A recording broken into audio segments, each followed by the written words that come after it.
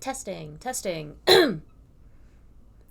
Hello, I'm Morgan Byrne, the director of our Center for Excellence in Teaching and Learning here at Mountwest Community and Technical College. And thank you so much for watching this video as part of our new Faculty Academy resource library. In this video, I'm just going to be showing you a quick overview of some things that are going to be immediately relevant to you as somebody navigating our site for the first time. The first thing I want to note is this banner up here, not the one down here. That's a lot more for students than it is for us, but if you are faculty, you want to pay attention to these options right up here. So the first one is My MCTC. Now, you can ignore the student portal. You're going to click on Faculty Portal. And normally it will prompt you to log in, but I've been making a couple of these videos back to back. It knows that I'm here. But you'll be prompted to log in with the same credentials that you use for your email. Now, once you are here, you're going to see a couple different things. One thing I want to note, if you don't do any advising, like for me, as a member of the Gen Ed faculty and the English team, I don't do any advising. You don't really need to worry about this section over here. As such, I'm really not going to talk about it. If you do end up needing to do some kind of advising, that's going to be part of a conversation that you have with your chair, your dean, your faculty mentor, etc. I want to focus on some of this stuff immediately available here in your faculty links section. The first of which is your assigned courses section. Now, this is going to give you a breakdown of all of the courses that you are teaching. Now, I should note that you can see here in mine that it says section 601. That's for summer. You can see the available registration date here. So not currently teaching these classes, but starting with this one, these are all of the courses that I am currently teaching. So if you are looking at, your faculty mentor, your chair, your dean has just said, okay, your courses have been assigned to you, go check your schedule. This is how you do it. And in this section, you see a lot of different information. You've got your CRN, which is great, but if you click the CRN, you're going to get a lot more information, including the schedule type. So this is going to tell you what kind of course you're teaching. In this case, this is a lecture in-person course. But not all of your courses are going to fit that same model. So this English 101 class is just a lecture in person, but this one's a flex, and we can see schedule type also written over here. And flex here at Mountwest means that the students are all meeting at the same consistent time. In the case of this class, it's a Tuesday, Thursday at 8:30, but they can choose to attend either in person or on Zoom. And you set up the Zoom link in Blackboard. We actually have another video in our resource library talking about how to do that successfully. So make sure you're paying attention to your schedule type, and that will give you all kinds of information throughout this section to kind of help you plan for whatever your class is going to look like. The other that I want to note before we move on, or others I should say, are in terms of our schedule types, we have lecture, hybrid. This means that a lot of work is going to be completed in person. They do need to show up in person, but there is going to be some work that they complete online. So for us, a lot of our English 101Es, our expanded material courses. For example, I meet with this class Monday, Wednesday, Friday, but they still have a credit hours worth of work that they have to do online. Of course, expanded courses are also available internet/online, which means online asynchronous. They do not have a day that they meet.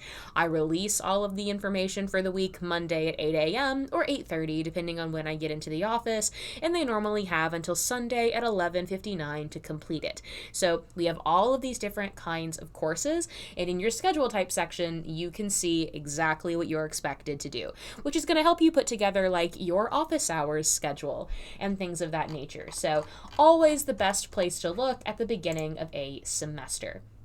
Of course, you have a link to Blackboard. You can also access Blackboard from our main page, which I'm going to talk about in a second. You have DegreeWorks. Technically, I'm not a student, you're not a student, so you're not going to get immediate access. So we're going to ignore this link right now.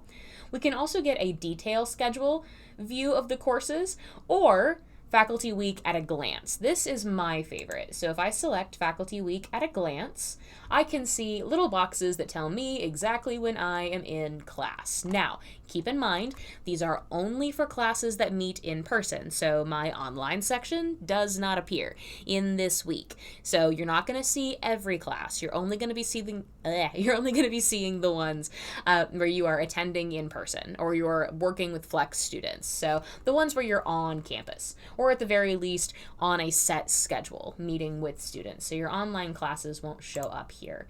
But I always like that whenever I'm putting together my office hours to just look at the chart it provides. That makes things pretty easy.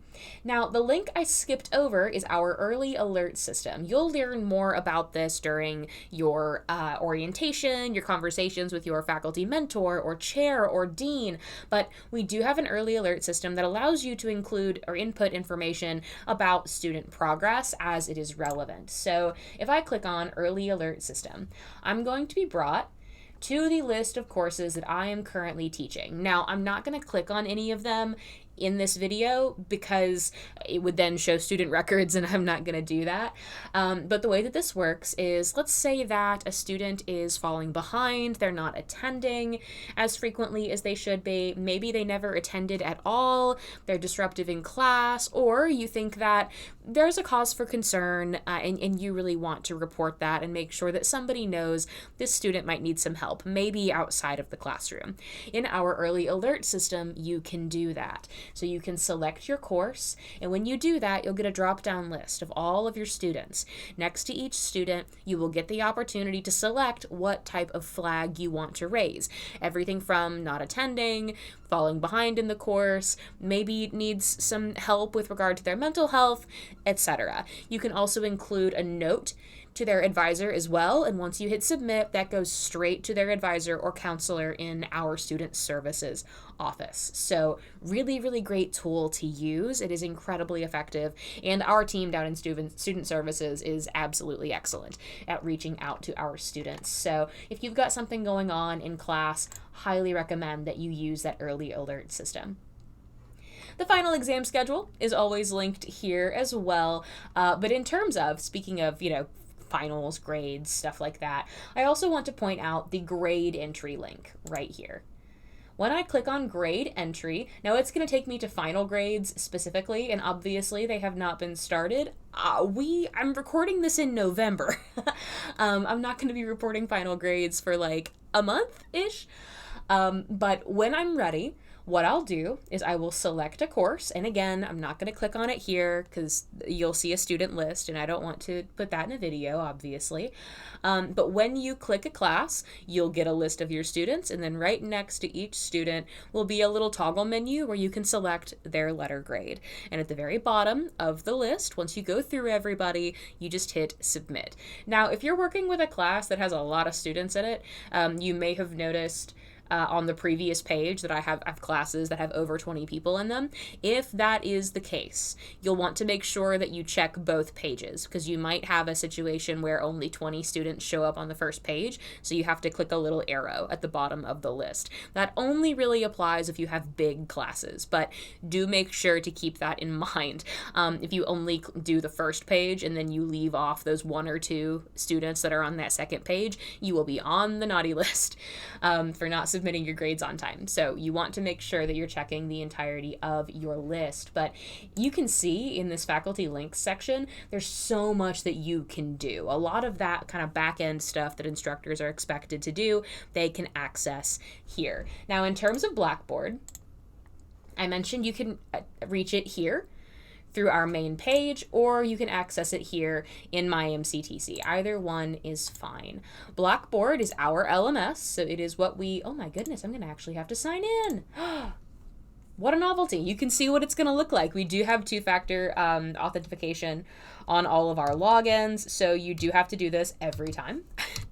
I've worked with faculty and students alike who have said, you mean I have to have my phone on me all the time to get into Blackboard? And yes, unfortunately, we need to make sure that you are you and not a bot or several viruses in a trench coat.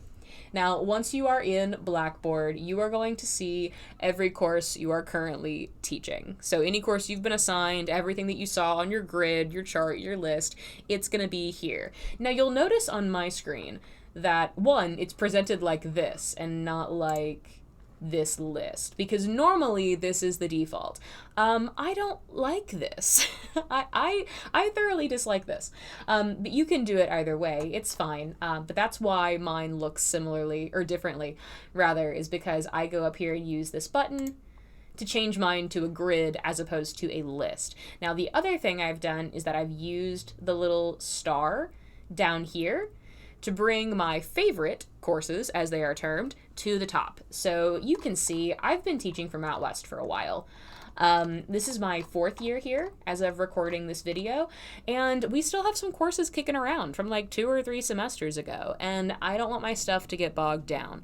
So I always make sure to favorite my courses so they go right here to the top. Now, granted, your most current courses are going to be towards the top anyway, but it's just an extra insurance policy for me. I also have projects I'm helping out with. Like, I work as the co-chair of assessment, so I have our assessment shell.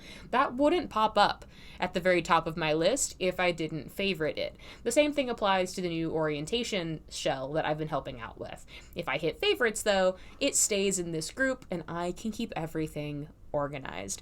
Now, when it comes to Blackboard, we'll have a separate video all about the ins and outs of Ultra. There will likely be multiple videos, in fact, but this is just to show you this is how you navigate it. You can also go to this search bar up here and select through your courses if for some reason you've been added to a shell and you can't find it. If you can search for the title, you'll be able to find it and it'll populate here in this section. For example, let's say that I'm not going to favorite my assessment shell. I can come up here and type in assessment, and there it is. And then I can bring it back and put it back in my list where it belongs, and it will automatically put everything in alphabetical order. So that's in a nutshell how you get to Blackboard. Again, you can access a lot of other things in Blackboard and see how those work in our other videos. We also have a link to our IT services. If there is ever an issue in a classroom, even if it's fixed immediately, we do recommend putting in an IT ticket. It doesn't take very long to do it, and it looks like this. So you'll have kind of a basic list of here are some things, areas of the school that use the support center. Here are their hours of operation, but up here in the right corner, you're going to see this blue button that says open a new ticket. You'll put in your email address, your full name, your number, and then whatever it is that's going on. So let's say that hypothetically it is a classroom tech issue. You will then summarize what was going on and include the number for the classroom, and then hit create ticket. And our IT team is great. They'll get back to you as quickly as they can. Even if, again, if the problem resolves itself, still put in a ticket. The team really likes to know what's going on. You can also access IT through the Student One Stop. So their phone number is here, their email is here, and that Student One Stop is in the fishbowl area in the lobby, the part that's like all glass, right next to the main lobby area. The IT desk isn't the main section of desks, it's immediately to the left of it, and it's labeled as well. So again, if you need any IT assistance, this is going to be where you go. And that is going to be most of what we're doing in this video. I do want to note, and you can see here, I use this search bar a lot. This is pretty effective. You can get a lot of information here, and I am sure you've learned a lot from your faculty mentor chair, etc., about the comings and goings of your program. But let's say, hypothetically, you would like to access or like to find the section for our academic programs. We can search for it, and it'll take us right there. There it is. Of course, we can also access it through this section here and hit programs. We can also do any number of other things as well. Let's say that I am looking for the college catalog. It is right here. If I want the library, I can go to the library. If I want to talk to my students about databases, They are right here. It would take hours and hours and hours to get through everything as it pertains to our website, but the bulk of what you need for the basics in terms of navigation is here, and it all starts at this homepage. Thank you so much for watching this video. If you have additional questions about how to navigate the site, how to get information about your courses, I highly recommend reaching out to your faculty mentor, chair, or dean. But of course, the Center for Excellence in Teaching and Learning is also happy to help. Just let us know. Thank you so much and have an awesome day.